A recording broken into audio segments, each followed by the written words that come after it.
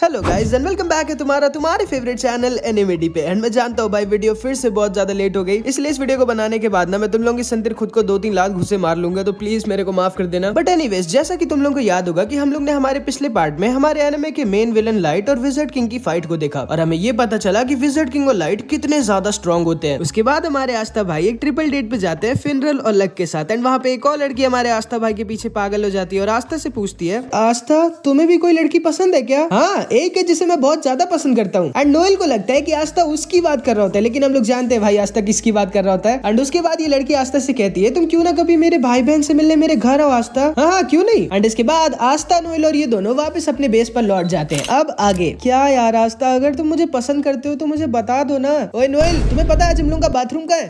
कब से खड़े हो तुम यहाँ पर और नंगे क्यों हो? ओ वो क्योंकि मैं ट्रेनिंग करने के बाद नहाने जा रहा था। भागो यहाँ से। अरे नहा तो लेने देती कम से कम।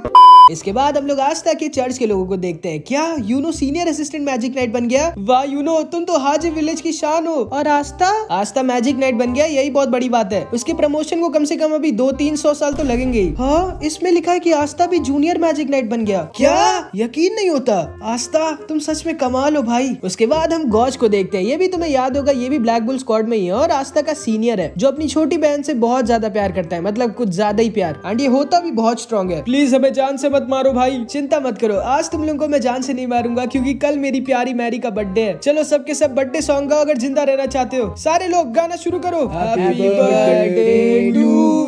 अगले दिन, ठीक है ध्यान से सुनो तुम सारे गधों, क्योंकि आज हम लोगों की सैलरी आई है, इसलिए आज तुम लोगों की छुट्टी है। ये मैं जा रहा हूँ कैपिटल पर अटैक करने। पागल हो क्या? यामी सर, आज मेरी बहन मैरी का बर्थडे है, मुझे 1 साल की छुट्टी मिलेगी क्या? नहीं बिल्कुल नहीं। पागल हो? मैं तो चला जुआ लड़ने। मैं जा रही हूँ 4थी बार डिनर करने। आओ सब लोग दारू पी के कल तक सो जाते हैं। तुम सब के सब पागल हो। मैं तो चला किसी लड़की को पटाने। ओए पहले जरा मेरे को बाथरूम तक छोड़ दो, इमरजेंसी है। क्या? उसके बाद हम आस्था और मैग्मा को देखते हैं, जिन्हें चुपचाप नोएल छुप के देख रही होती है। मैग्मा सेंपाई, मुझे कोयल टाउन तक अपनी क्रेजी साइक्लोन से छोड़ सकते हो क्या आप? क्यों, वहाँ क्यों जाना है तुम्हें? आस्था 1 मिनट, वहीं पे तो वो लड़की रहती है, कहीं आस्था उससे मिलने तो नहीं जा रहा? वो मैं आपको रास्ते में बताऊंगा। ठीक है आ जाओ आस्था, तुम्हें तो मैं पाताल लोक तक छोड़ा हूँ, कोयल टाउन तो पास में ही है। Thank you Magma senpai. उसके बाद आस्था और मैग्मा कोयल टाउन की तरफ निकल जाते हैं। नोएल बहुत गुस्सा होती है क्योंकि उसको लग रहा होता है आस्था रेबेका से मिलने जा रहा है। एंड नोएल को बिल्कुल सही लग रहा होता है क्योंकि आस्था कोयल टाउन रेबेका के भाई बहन से ही मिलने जा रहा होता है। एंड गॉज भी कोयल टाउन में होता है क्योंकि उसकी बहन मैरी भी यहीं पे एक चर्च में रहती है। आज मेरी प्यारी मैरी का बर्थडे है,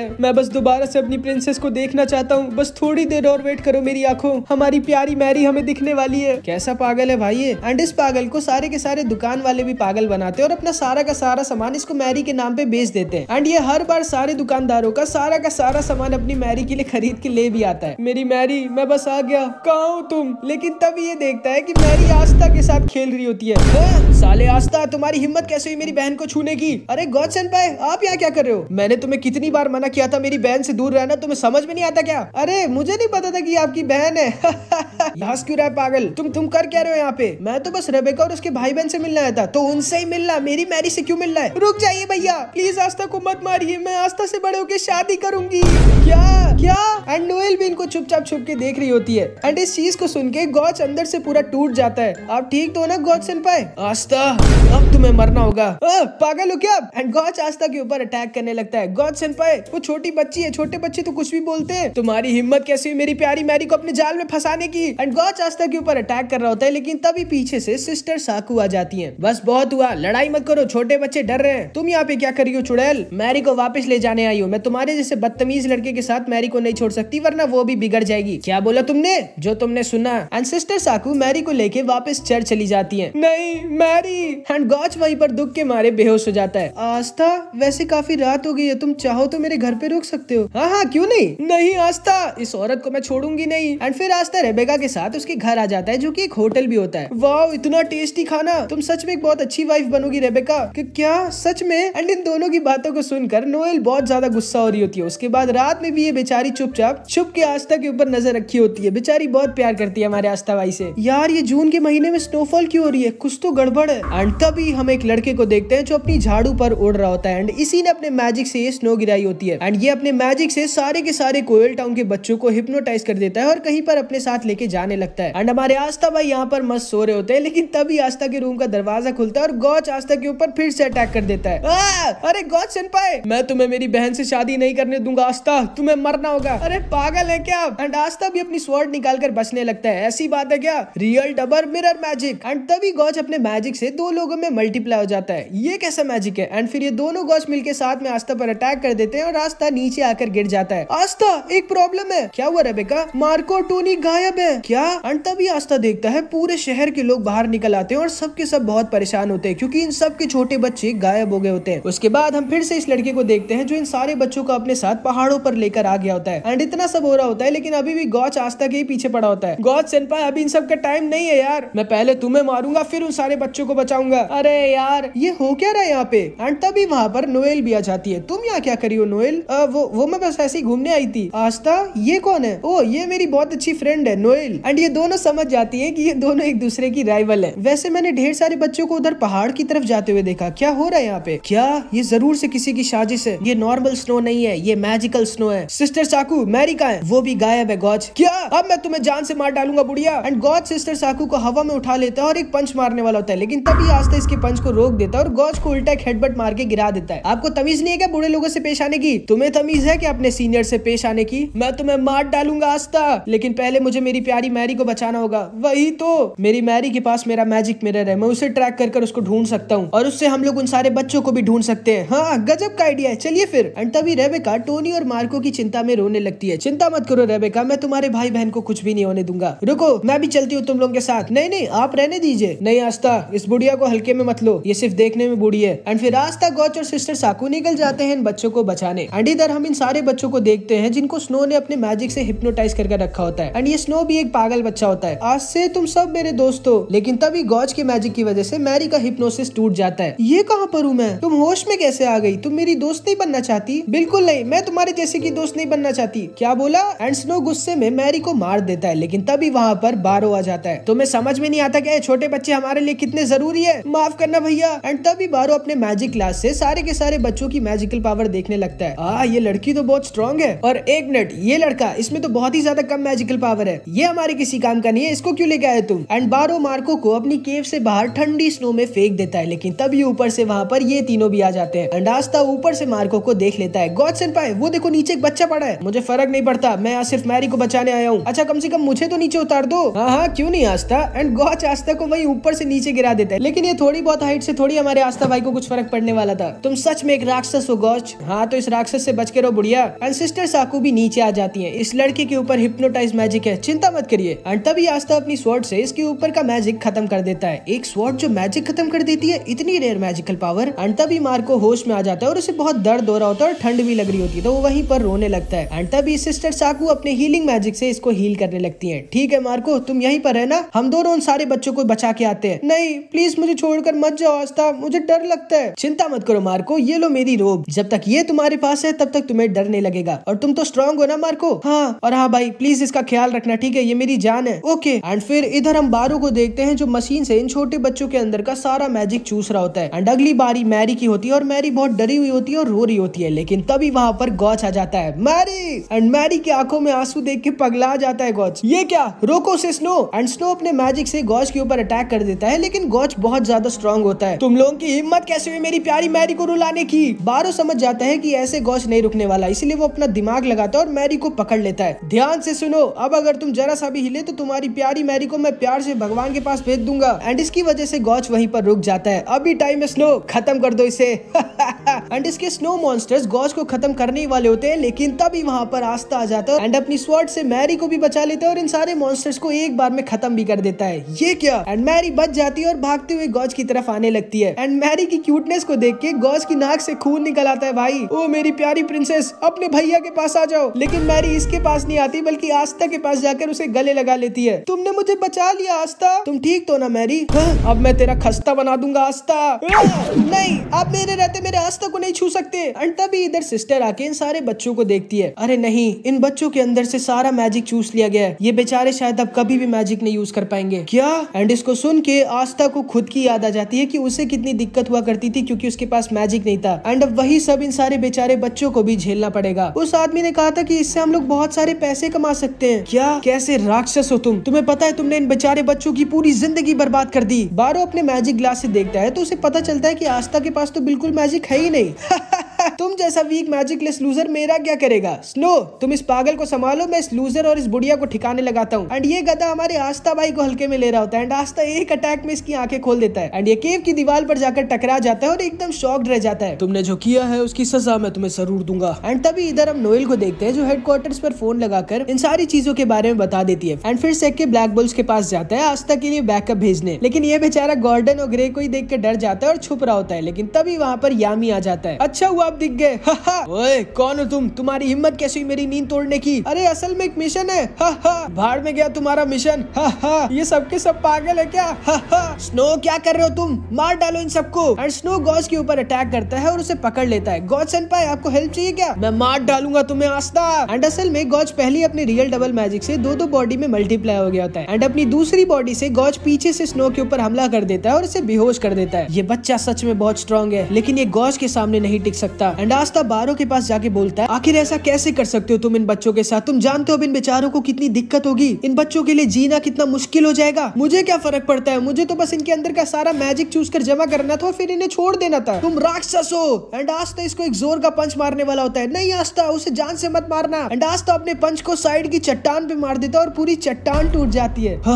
ये बच्चा इतना स्ट्रॉन्ग कैसे है। चिंता मत करो आस्था, इसको इसके किए की सजा जरूर मिलेगी। एंड तभी सिस्टर साकू बारू को अपने फ्लेम प्रिजन मैजिक से पकड़ लेती है। उसके बाद आस्था इन सारे बच्चों के ऊपर से हिप्नोसिस का मैजिक खत्म कर देता है और सिस्टर साकू इन सबको हील करने लगती है। लेकिन तभी बारू चुपके से अपने secret mud doll magic use करता है और अपने बॉस को एक सिग्नल भेज देता है। आस्था तुम हाजी विलेज से हो ना। हाँ आपको कैसे पता, क्योंकि थोड़े सालों पहले तुम्हारे चर्च की सिस्टर लिली हमारे साथ यहाँ पर रहने आई थी। क्या सच में, उन्होंने कुछ कहा था मेरे बारे में। हाँ कि तुम बहुत ज्यादा बदमाश हो।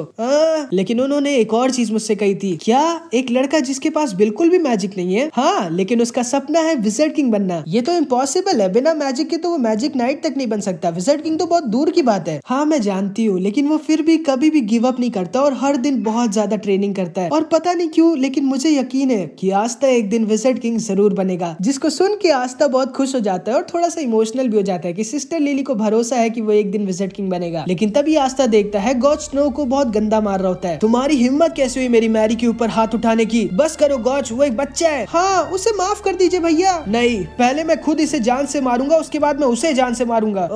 आखिर कहाँ हो आप बॉस, जल्दी आइए। एंड तभी बारू की बॉस वहाँ पर आ जाती है जो कि कोई और नहीं बल्कि शैली होती है। अरे मेरे प्यारे आस्था, तुम यहाँ क्या कर रहे हो। आज मैं तुम्हें अपने साथ लेके जाऊंगी फिर तुम पर एक्सपेरिमेंट करूंगी। अरे ये तो वही पागल लड़की है। बारो तुमने मुझे इतना जल्दी क्यों बोला जबकि अभी तुमने इतना थोड़ा सा ही मैजिक जमा किया है मेरी मदद करने के लिए। और क्या, तो तुम हो जिसने मेरी मैरी को किडनैप करवाया था। एंड गॉड शैली के ऊपर अटैक कर देता है लेकिन शैली फिर से अपने सैलेमेंडर मैजिक का यूज करती है और बच जाती है। कौन हो तुम, मेरे और आस्था के बीच में मत आओ। ये कैसा मैजिक है। इसका सैलेमेंडर मैजिक को एब्जॉर्ब कर लेता है और जितना ज्यादा मैजिक एब्जॉर्ब करता है उतना ही ज्यादा स्ट्रॉन्ग होता जाता है। एंड तभी आस्था भी शैली पर अटैक करता है लेकिन शैली आसानी से आस्था को डॉज कर देती है। मैं जानती हूँ आस्था, तुम सामने वाले के मैजिक को तब तक नहीं खत्म कर सकते जब तक तुम उसे छू ना लो। एंड तभी गॉज भी इसके ऊपर अटैक करता है लेकिन इसका सैलेमेंडर सारा का सारा मैजिक एब्जॉर्ब कर लेता है और ज्यादा स्ट्रॉन्ग हो जाता है। और फिर शैली गॉज के ऊपर अटैक करती है और अपने जेली प्रिजन मैजिक से गॉज को पकड़ लेती है। एंड उसके बाद ये आस्था को भी पकड़ लेती है। आखिरकार मैंने तुम्हें पकड़ लिया मेरे प्यारे आस्था। मैं हमेशा से देखना चाहती थी कि तुम्हारा खून कैसा टेस्ट करता है। पागल हो क्या। लेकिन तभी सिस्टर साकू अपने फ्लेम क्रॉस मैजिक से इसके सैलेमेंडर को अंदर से खत्म कर देती है। ये क्या, इस औरत के पास तो बहुत दिमाग है। मेरे रहते तुम आस्था को नहीं छू सकती। वाह आप तो बहुत स्ट्रॉन्ग है सिस्टर, क्योंकि मैं एक सिस्टर से पहले एक मैजिक नाइट भी थी और मेरा नाम है साकू वर्मिलियन। हाँ वर्मिलियन, आप कैप्टन फुगिलियन को जानती है क्या। हाँ वो मेरा भांजा और मेरा स्टूडेंट था। गजब। ओ बुढ़िया मुझे भी आजाद करो। हाँ क्यों नहीं गॉज। हाँ ये तो 3 वर्सेस 1 हो गया। सुनिए बॉस, मैं आपकी मदद कर सकता हूँ, मुझे बस एक बार आप आजाद कर दीजिए। सच्ची में। हाँ जैसे ही मुझे आजाद करेगी मैं से भाग जाऊंगा, ठीक है। एंड तभी ये बारू के ऊपर अपना डार्क मैजिक इंजेक्शन लगा देती है, जिससे बारू के अंदर का मैजिक ओवरलोड हो जाता है और इतना ज्यादा हो जाता है कि बारू का पूरा फॉर्म चेंज हो जाता है। उसके पूरे शरीर में से हर तरफ से बस मड मैजिक निकलने लगता है एंड बारू पूरा पागल हो जाता है और एक मॉन्स्टर बन जाता है। एंड इस मॉन्स्टर को देख के सारे बच्चे बहुत डर जाते हैं एंड गॉच वहां से चुपचाप मैरी को लेके निकल लेता है। अरे गॉच सेनपाई! एंड तब ये मॉन्स्टर इन दोनों के ऊपर अटैक कर देता है। हमें जल्दी से कुछ करना होगा। आस्था इसको खत्म करने की कोशिश करता है, लेकिन बारू के अंदर से इतना ज्यादा मैजिक बह रहा होता है कि वो बार बार अपने आप रीजनरेट कर ले रहा होता है। एंड तभी सिस्टर साकू अपने मैजिक लेपर्ड से एक एक करके इन सारे बच्चों को उस केव से निकालने लगती है और आस्था अकेले शैली और इस मॉन्स्टर से लड़ रहा होता है। एंड तभी ये मॉन्स्टर स्नो को भी खत्म करने वाला होता है, लेकिन तभी आस्था इसको बचा लेता है। ये क्या, तुमने मुझे क्यों बचाया जबकि मैंने इतनी बड़ी गलती की थी आस्था? कोई बात नहीं बच्चे, गलती करना बुरी बात नहीं होती, गलती करते रहना बुरी बात होती है और तुम्हारे पास अभी भी मौका है अपनी गलतियों को सुधारने का। एंड तभी चुपके से शैली आस्था के ऊपर पीछे से अटैक कर देती है, लेकिन सिस्टर साकू आस्था को फिर से बचा लेती है। इस बूढ़ी औरत का मुझे कुछ करना पड़ेगा। भैया ये आपने क्या किया? आपको वापस जाना होगा, उन लोगों को आपकी जरूरत है। बिल्कुल भी नहीं मैरी, मुझे फर्क नहीं पड़ता कि वो लोग जिंदा रहे या मरे, मैं बस तुम्हें कुछ नहीं होने दूंगा। मैं तुम्हें सीधा रॉयल कैपिटल लेके जा रहा हूँ और वहाँ पे तुम सेफ और खुश रहोगी। लेकिन तभी मैरी इसको एक जोर का घूसा मार देती है। आपको समझ में नहीं आता क्या भैया? अगर सिस्टर साकू और मेरे सारे दोस्त मारे जाएंगे तो मैं जिंदा बच के भी कभी खुश नहीं रहूंगी, और अगर आज आप वापस नहीं गए तो मैं आपसे कभी भी बात नहीं करूंगी और आस्था से ही शादी करूंगी। एंड तभी गॉच को अपने सामने मार्को और वो सारे बच्चे दिखते हैं जिन्हें सिस्टर साकू ने बचा लिया होता है। मार्को तुम ठीक हो? हाँ गॉच भैया आप चिंता मत करिए, आप आस्था की हेल्प करनी चाहिए, मैं मैरी का ख्याल रखूंगा। ओए दूर हट मेरी बहन से, और याद रखना अगर इसको एक भी खरोच आई तो मैं तुम्हें तुम्हारे पूरे परिवार को मार डालूंगा।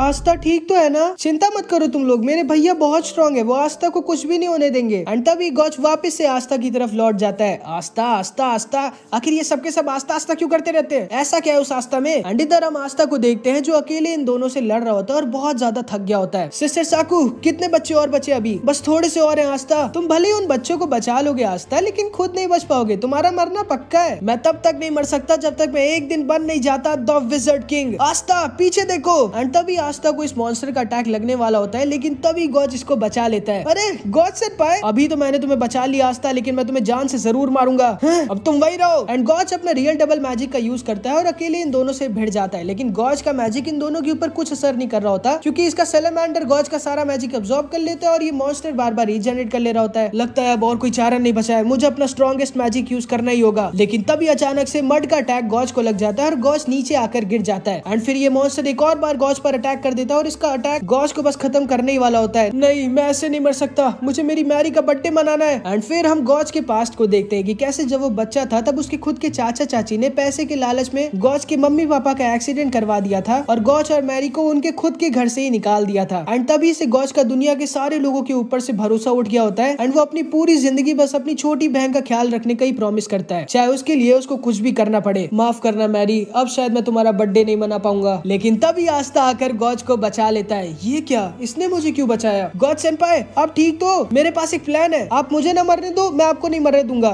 ये कैसा प्लान है? ये लड़का सच में पागल है, बिल्कुल हमारे कैप्टन यामी की तरह। ठीक है आस्था, चलो फिर एक बार मैरी के लिए मिलके साथ में एक टीम की तरह लड़ी लेते हैं। ये हुई ना बात? और वो तुम्हारी ग्रिम वॉर्ड जल क्यों रही है? एंड तभी आस्था देखता है कि उसकी ग्रिम वॉर्ड से उसकी दूसरी स्वॉर्ड बाहर निकल आती है, जो बिल्कुल उस दिन की तरह जल रही होती है जब आस्था ने डायमंड किंगडम के प्रिंस को हराया था। एंड तभी आस्था अपनी दूसरी स्वॉर्ड से उसी दिन की तरह इस मॉन्स्टर के ऊपर एक anti magic wave attack use कर देता है, जो एक बार में इस मॉन्स्टर का पूरा हाथ काट देता है। वाह, एंटी मैजिक वेव, ये कैसे किया तुमने आस्था? एंड तभी गॉच समझ जाता है कि यही वो अटैक है जो इस मॉन्स्टर और इस लड़की दोनों को हरा सकता है। आस्था तैयार हो जाओ। एंड तभी गॉच अपना स्ट्रॉन्गेस्ट अटैक यूज करता है, जिसे वो कई हफ्तों में सिर्फ एक बार यूज कर सकता है, और इस अटैक से इसकी सारी की सारी मैजिकल पावर खत्म हो जाएगी। ये मॉन्स्टर दोबारा से आस्था के ऊपर अटैक करने वाला होता है। जाओ Astha, mirror magic, deadly clone mirror. And अपने मैजिक से गॉच आस्था के ढेर सारे डबल्स बना देता है एंड ये सारे के सारे एक साथ मिलके एंटी मैजिक वेव की बौछार कर देते हैं भाई इन दोनों के ऊपर। एंड शैली और इस मॉन्स्टर दोनों की बैंड बजा देते हैं। ये हुई ना बात? सिस्टर साकू को यकीन नहीं होता कि गॉच और आस्था साथ में कितने स्ट्रॉन्ग हो गए। एंड इस तरह से शैली और ये मॉन्स्टर हार जाते हैं। फिर हम स्नो को देखते हैं जो उसके भैया के खत्म हो जाने की वजह से थोड़ा सा दुखी होता है और रो रहा होता है। लेकिन तभी आस्था उसके पास जाता है। मुझे माफ करना आस्था, तुमने सही कहा, मैं अपनी गलतियों को सुधारूंगा। बिल्कुल बच्चे, और जब तुम एक अच्छे इंसान बन जाओगे तो तुम्हारे बहुत सारे दोस्त भी बन जाएंगे। सच्ची में? हाँ, तुम भी मेरे दोस्त बनोगे आस्था? हाँ जरूर। जिसपे स्नो बहुत खुश हो जाता है। लेकिन तभी स्नो अचानक से आस्था के बगल में गिर जाता है एंड उसकी पीठ में एक अजीब सी चीज घुसी हुई होती है। ये क्या? एंड ये सारे के सारे सारे लोग एकदम शॉक्ड रह जाते हैं। एंड तभी आस्था के पीछे एक बहुत जोर की लाइट जलने लगती है। गॉच ऊपर खड़े आदमी की मैजिकल पावर को देखकर एकदम डर जाता है और अगले ही पल में ये भी ढेर हो जाता है। सब कुछ इतना ज्यादा फास्ट हो रहा होता है कि आस्था को कुछ समझ में नहीं आ रहा होता। एंड तभी आस्था को भी अटैक लगने वाला होता है, लेकिन तभी सिस्टर साकू आस्था को बचा लेती है, लेकिन खुद बहुत ज्यादा इंजर्ड हो जाती है। तब जाके आस्था को समझ में आता है तो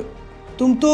एंड आस्था के सामने खड़ा होता है आई ऑफ द डार्क सन का लीडर, हमारी एनिमे का मेन विलेन लाइट, जिसके पास यूनो की तरह एक 4 लीफ ग्रिमवॉर होती है। एंड यहाँ पर हमारी एनिमे का पार्ट 9 खत्म हो जाता है। एंड चिंता मत करो भाई तुम लोग, इस बार तुम्हारा एनिमेटेड भाई पक्का प्रॉमिस करता है कि नेक्स्ट पार्ट में जल्दी लाऊंगा। इनफैक्ट मैं इसी हफ्ते नेक्स्ट पार्ट लाऊंगा, लेकिन हाँ तब जब इस वीडियो पे 1000 कमेंट्स आ जाएंगे तो कुछ भी कमेंट जरूर से कर देना। एंड मैं बता दे रहा हूँ भाई कि नेक्स्ट पार्ट बहुत ज्यादा मस्त होने वाला है, तो इसीलिए तैयार रहना। मिलते हैं अगली वीडियो में, तब तक के लिए अपना ख्याल रखना। Bye bye.